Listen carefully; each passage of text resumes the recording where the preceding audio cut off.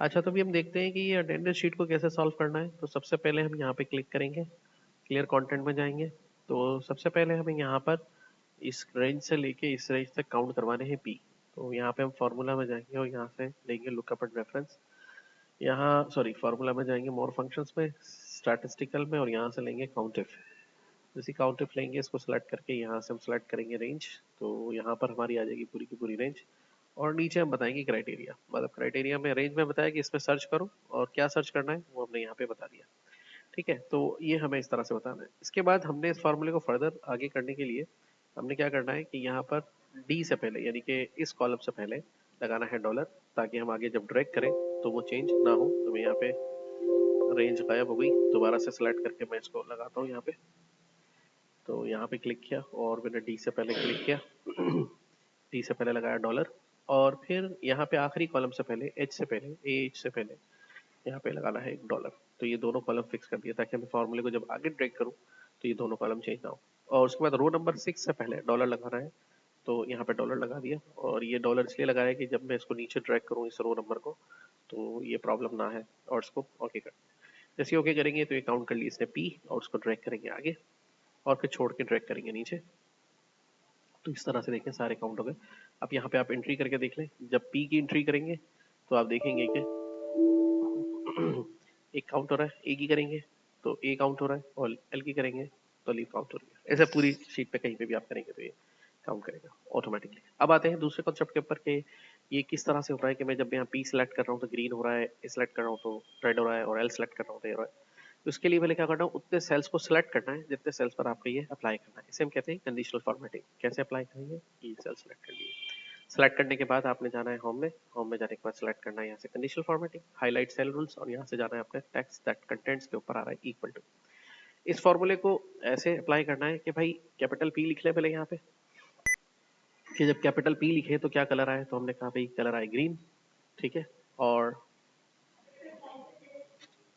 उसके बाद यहाँ पे जाएंगे होम में कंडीशनल फॉर्मेटिंग हाईलाइट सेल्स में और लिखेंगे इक्वल टू, और जब हम यहाँ लिखे ए तो कलर आए इसका रेड।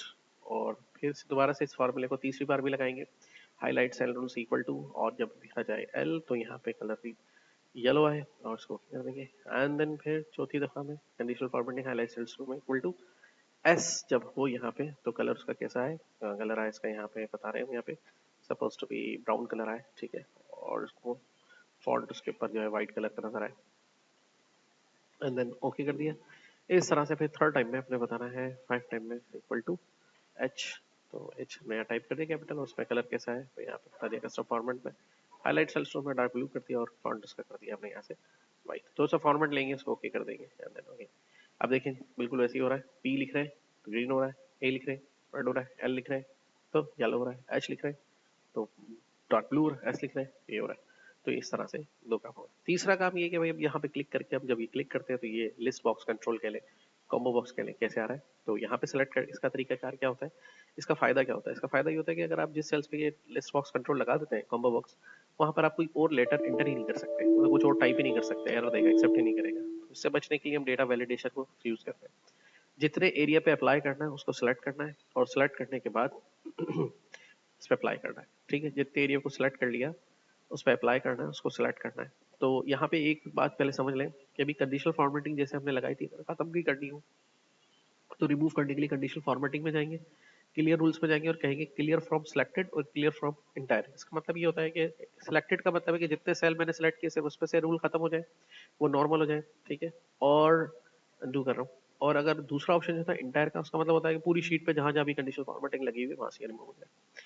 अच्छा, अब चलते हैं डेटा वैलिडेशन कैसे लगाते हैं। सिलेक्ट कर लिया मैंने सेल्स को जितने पे अप्लाई करना है, यहाँ से मैं गया डेटा, और डेटा के टैब में गया हूँ, नोट कर ले।